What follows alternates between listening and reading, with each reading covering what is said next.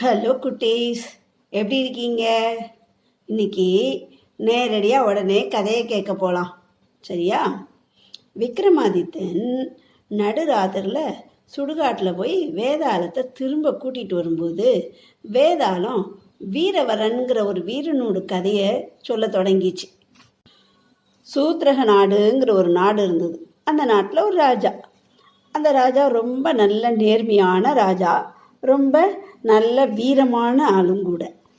அவனுடைய நேர்மையான ஆட்சியை பார்த்து பூமாதேவிக்கு அந்த ராஜாவையே தான் மனசுக்குள்ள திருமணம் செய்துக்கிட்டான். அந்த அளவுக்கு பூமாதேவிக்கு பிடிக்கிற அளவுக்கு அந்த ராஜா ரொம்ப ரொம்ப நல்ல ராஜாவாக இருந்திருக்கிறாரு. அப்போ ஒரு நாளைக்கு வீரவரன்கிற ஒரு போர் வீரன் ராஜா கிட்ட வேலை கேட்டு வராரு.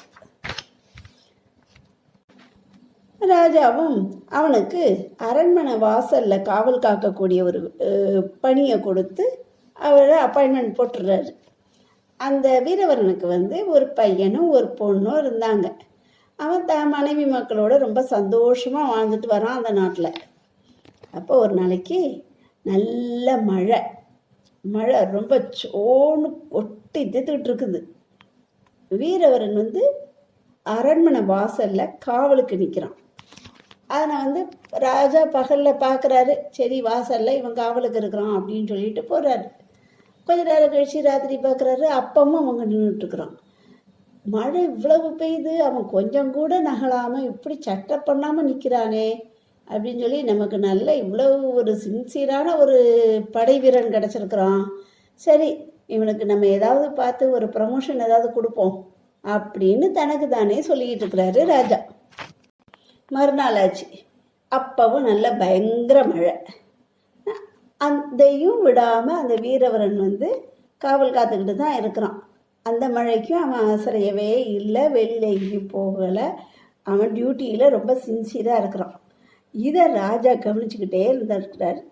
அப்போ அதை பார்த்துக்கிட்டு இருக்கிற நேரத்தில் ராஜாவுக்கு தூரத்தில் யாரோ ஒரு பொண்ணு அழுதுகிட்டு இருக்கிற சத்தம் கேட்குது. அப்போ ராஜா காவலில் இருக்கிற வீரவரனை கூப்பிட்டு, தூரத்தில் யாரோ ஒரு பொண்ணு அழகிற சத்தம் கேட்குது பாரு, இப்போ போய் அவள் யார், எதுக்காக அழறான்னு அப்படின்னு தெரிஞ்சுக்கிட்டு வா அப்படின்னு ஆர்டர் போடுறாரு.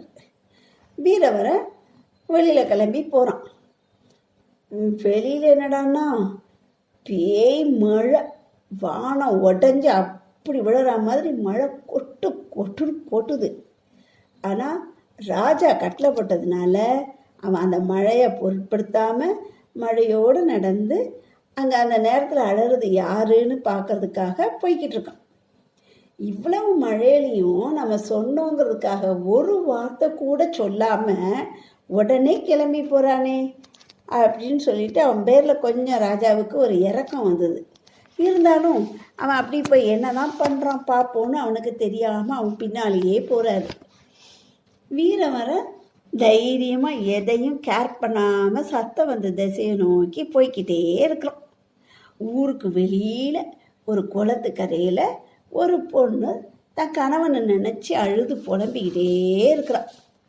வீரவரன் அவகிட்ட போய், அம்மா யாரும்மா நீங்கள், இந்நேரத்தில் எதுக்கு இப்படி உட்காந்து அழுதுகிட்டு இருக்கிறீங்க அப்படின்னு கேட்குறான்.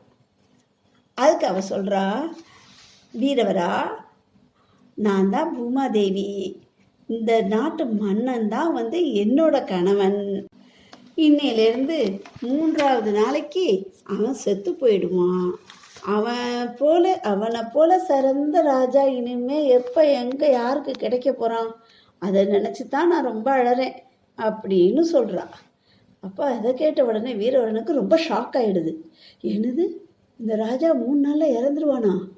நல்ல நேர்மையாக இருக்கிற இந்த மன்னனை காப்பாற்றுறதுக்கு வேறு வழியே இல்லையா அப்படின்னு கேட்குறான். உடனே பூமாதேவி சொல்கிறா, அரண்மனைக்கு பக்கத்தில் ராஜா சண்டி தேவிக்கு ஒரு கோயில் கட்டியிருக்கான்.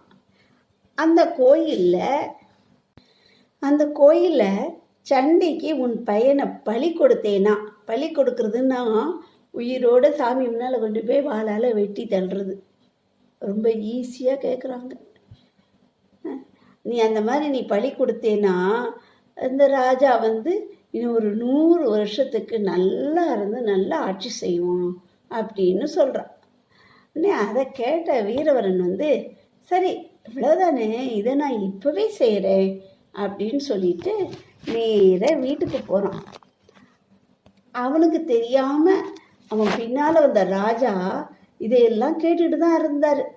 அதனால் இதை கேட்டுட்டு வீரவரன் என்ன செய்ய போகிறான் அப்படின்னு தெரிஞ்சுக்கிறதுக்காக அவன் பின்னாலேயே அவனுக்கு தெரியாமல் ராஜா ஃபாலோ பண்ணிக்கிட்டே இருக்கிறாரு.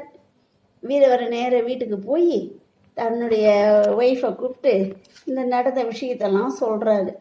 சொன்ன உடனே அவளும் அதையெல்லாம் கேட்டுட்டு என்ன சொல்கிறா, ராஜாவோட உயிரை காப்பாற்றுறதுக்கு நாம் தான் ஏதாவது செய்யணும்.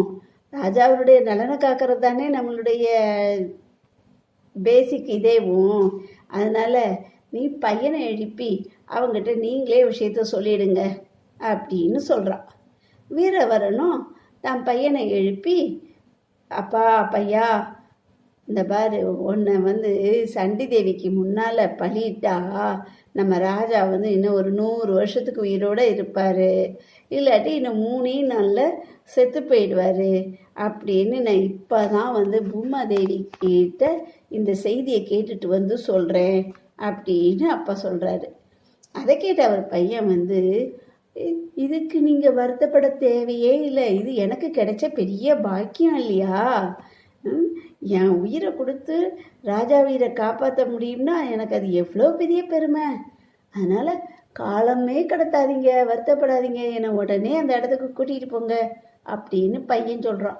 இப்படிப்பட்ட ஒரு நல்ல மனைவி மக்களை பெற்றெடுத்ததுக்காக வீரவரனும் ரொம்ப சந்தோஷத்தோட பையனை கூட்டிக்கிட்டு கிளம்பிடுறாரு. அவர் போகும்போது அவர் கூட அவருடைய மனைவியும் மகளும் கூடவே போகிறாங்க. கோயிலில் போய் சேர்ந்ததும் வீரவரனுடைய பையன் வந்து சாமியை பார்த்து என்ன சொல், தாயே, என் தலைப்பழியை வந்து நீ ஏற்றுக்கோ, ஏற்றுக்கிட்டு இந்த நாட்டு மன்னனோட உயிரை காப்பாற்று, எந்த வித இடையூறும் இல்லாமல், எந்த ஒரு டிஸ்டர்பன்ஸ், எந்த ஒரு அப்டக்கிள்ஸும் இல்லாமல் இந்த மன்னன் வந்து 100 ஆண்டுகள் இந்த இடத்த ஆட்சி செய்யணும் அப்படின்னு கோரிக்கையை வச்சுட்டு தன்னை பலி கொடுக்கறதுக்கு அவன் தயாராகிடுறான். இதை பார்த்து அப்பா வந்து ரொம்ப பெருமையோட, உள்ளுக்குள்ளே ஒரு வருத்தம் இருந்தாலும் ராஜாவுக்காக செய்கிறதுக்கு மகன் தன்னை எதிர்த்து ஒரு வார்த்தை சொல்லாமல் சரின்னு சொன்ன சந்தோஷத்தோட அவன் தலையை வெட்டி அம்மன் முன்னால் வச்சு கும்பிட்றான். உடனே தெய்வத்தோட குரல் அசரீதியாக கேட்குது, வீரவரா, உன் தைரியம் பாராட்டுதற்குரியது. உன்னோட ஒரே மகனை பலியிட்டதால அரசன் நீண்ட ஆயிலும் நிலையான ஆட்சியும் பெறுவான் அப்படின்னு சொல்லிச்சு. அப்புறம் வீரவரனுடைய பொண்ணு வந்து தான் அண்ணன் இறந்து கிடக்கிறத பார்த்து அழுது அழுது ஏங்கி துக்கம் தாங்காமல் நெஞ்சு வெடித்து அந்த இடத்துலையே அந்த பொண்ணு செத்து போயிடுது. அப்போ அவனோட மனைவி சொல்கிறா, அரசனோட நலனுக்காக செய்ய வேண்டியதெல்லாம் நம்ம செய்தாச்சு, பிள்ளைங்களை வந்து 2 பேரையும் நான் இப்போ இழந்துட்டேன், அதனால் இனிமேல் நான் உயிரோடு இருக்கிறதுல அர்த்தம் இல்லை, இந்த பிள்ளைங்களை வந்து பிள்ளைங்களோட உடம்போடு சேர்ந்து நானும் தீக்குளிக்கிறேன் அப்படின்னு சொல்கிறான். அப்போ இவன் வீரவரன் எவ்வளவோ சொல்லி பார்த்தும் அவளுடைய இது வந்து கொஞ்சம் கம்பல் பண்ணி சொல்கிறான்.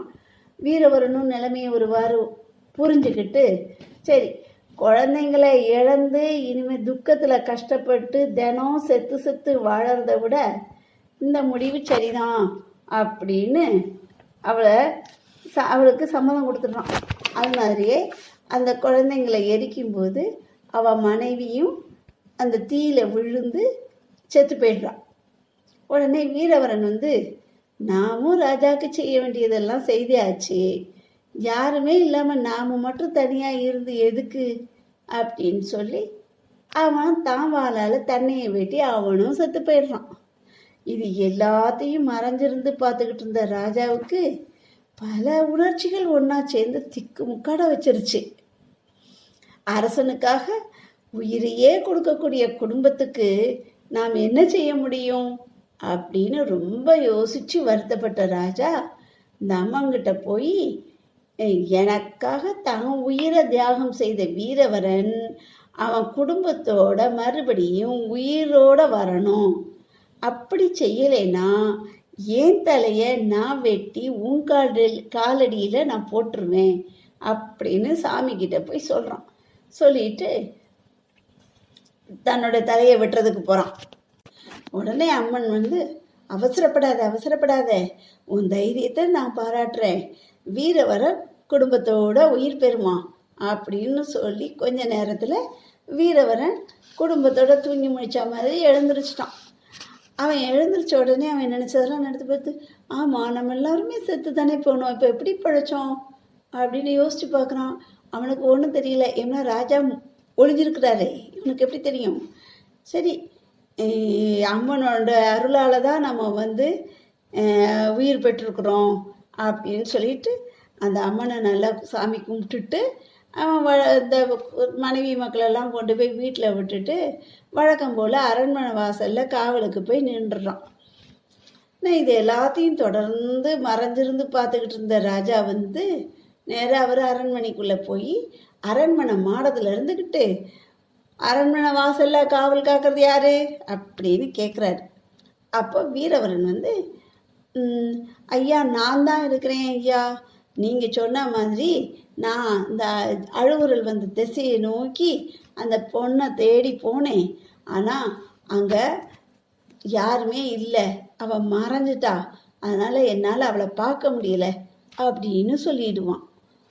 இதை கேட்ட ராஜா ரொம்ப ஸ்டன் ஆகிடுவார். நடந்தது தான் எல்லாத்தையும் அவர் கண்ணால் பார்த்துருக்குறாரே, எவ்வளவு பெரிய உயிர் தியாகத்தை குடும்பத்தோட மன்னன் பொருட்டு செஞ்சுருக்கிறான். ஆனால் ஒரு வார்த்தை கூட அதை பற்றி பெருமையாக பேசாமல் எதுவுமே நடக்காதது போல் பேசுகிறானே அப்படின்னு அவருக்கு ரொம்ப அவனை நினச்சி என்ன சொல்லன்னு தெரியாமல் அவ்வளோ இதாக இருந்தார். இப்போ மறுநாளைக்கு காலையில் வழக்கம் போல் வீரவரன் என்ன செய்கிறான், அரண்மனைக்கு போய் ராஜாவை கும்பிடுறான். அவரை வணங்கிட்டு வேலைக்கு போக கிளம்பும்போது மன்னன் அவரை நிப்பாட்டிட்டு அந்த மன்னனே தான் மந்திரிகள் எல்லாரையும் கூப்பிட்டு வச்சு முத நாள் ராத்திரி என்னென்ன நடந்ததுன்னு எல்லாத்தையும் முழுசும் ஒன்று விடாமல் சொல்ல, அங்கே இருந்தவங்க எல்லாரும் இந்த மாதிரி யாருக்குமே செய்ய மனசு வராத, செய்ய முடியாத அந்த செயல்கரிய செயலை செஞ்ச வீரவரனை பலவாறு ரொம்ப பாராட்டுவாங்க. அப்போ ராஜா வீரவரனுடைய அன்புக்கும் விசுவாசத்துக்கும் கிராட்டிடியூடுக்கும் பரிசாக வீரவரனுக்கும் அவன் மகனுக்கும் 2 நாட்டை பரிசாக கொடுத்துட்றாரு. கொடுத்து அந்த நாட்டுக்கு அவங்கள ராஜாவாக்கிட்டார். இந்த கதையை விக்ரமாதித்தனுக்கு சொன்ன வேதாளம் இந்த கதையில் வீரவரன், அவன் மனைவி, மகன், மகள், மன்னன் இவங்களில் யார் சிறந்தவங்க அப்படின்னு கேட்க, தான் உயிர், மனைவி, மக்கள் எல்லாற்றையும் மன்னனை காப்பதற்காகத்தான் தியாகம் செய்ய வேண்டியது தனது கடமை அப்படிங்கிறதையே வாழ்க்கை முறையாக கொண்ட உயர்ந்த குலத்தில் பிறந்தவன் தான் வீரவரன். அவன் மனைவி மக்களோடு அப்படிப்பட்ட குலத்தில் பிறந்தவங்க தான் அவங்களும். அதனால் அவன் இந்த செயலை செய்தது பெரிய விஷயம் இல்லை. ஆனால் ராஜா தான் உயிரை காப்பாற்றிக்கிறதுக்காக தங்களுக்கு கீழே இருக்கக்கூடியவங்களை சகஜமாக உயிர் பலி விட்டுட்டு போய்கிட்டே இருக்கலாம். அப்படி இருக்க வீரவரன் குடும்பத்தை மீண்டும் மீட்டெழுவதற்கு செய்கிறதுக்காக தன் உயிரையும் கொடுக்கறதுக்கு துணிஞ்சான்ல, அதனால் அந்த ராஜா தான் சிறந்தவன் அப்படின்னு பதில் கொடுக்குறாரு ராஜா தான் சிறந்தவன் அப்படின்னு விக்ரமாதித்தன் பதில் சொல்கிறாரு.